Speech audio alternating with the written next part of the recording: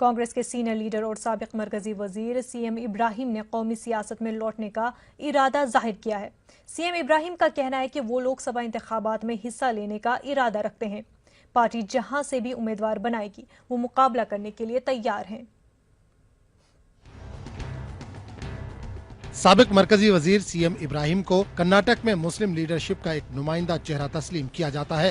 ملی کاموں اور ملی مسائل کے حل کے لیے اور اپنی منفرد تقریروں کی وجہ سے بھی سی ایم ابراہیم جانے پہچانے جاتے ہیں۔ گزشتہ 1.5 دہائی سے قومی سیاست سے دور ہیں، اب دوبارہ قومی سیاست میں واپسی کا ارادہ ظاہر کر رہے ہیں۔ گلبرگہ میں نیوز 18 اردو سے بات کرتے ہوئے سی ایم ابراہیم نے حیدرآباد کرناٹک کی اقلیتی اکثریت والے بیدر لوک سبھا سیٹ سے مقابلہ کرنے کا اشارہ دیا ہے۔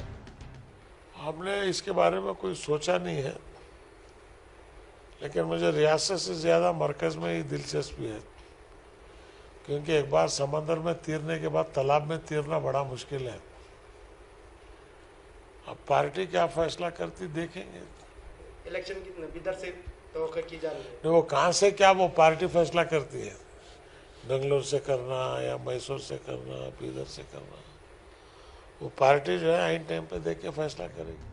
سابق مرکزی وزیر سدھرامیا حکومت میں ریاستی پلاننگ کمیشن کے ڈپٹی چیئرمین بھی رہ چکے ہیں۔ فی الحال کرناٹک قانون ساز کونسل کے رکن ہیں۔ سینئر لیڈر اعتراف کر رہے ہیں کہ ریاستی بجٹ میں اقلیتوں کو مناسب نمائندگی نہیں ملی ہے۔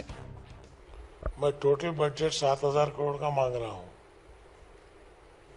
کیونکہ دلت کو 27,000 کروڑ دے رہے ہیں، بیکورڈ کلاس کو، دوسرے تمام لوگوں کو۔ اگر آپ مانتے ہیں کہ اقلیت کے ساتھ ناانصافی ہوئی ہے تو منیمم جو ہے 2,20,000 کروڑ میں 7,000 روپے 3% بھی نہیں ہے۔ ریاستی کابینہ میں بھی مستحقہ مسلم نمائندگی نہ ہونے پر سینئر لیڈر نے افسوس کا اظہار کیا، تاہم اس کا ازالہ کرنے کی کوشش کرنے کی بھی بات کہی ہے۔ ہائی کمانڈ کو ہم نے آگاہ کیا ہے کہ وہ اقلیت کے ساتھ جو ہے، جو لوگ ووٹ نہیں دیے ان کو نمائندہ بنائے، جو لوگ ووٹ دیے ہیں ان کو نمائندگی سے محروم رہے۔ نمائندگی دیے ہیں لیکن جو حق تھا اتنا ملا نہیں ہے۔ سال 2004 میں سی ایم ابراہیم نے جنتا دل امیدوار کی حیثیت سے کانگریس امیدوار سی کے جعفر شریف کے خلاف مقابلہ کیا تھا۔ اقلیتی طبقے کے 2 قداور لیڈروں کے درمیان مقابلہ آرائی کے بعد بی جے پی امیدوار کو کامیابی حاصل ہوئی تھی۔ نیوز 18 اردو کے لیے گلبرگہ سے جواد میر کی رپورٹ۔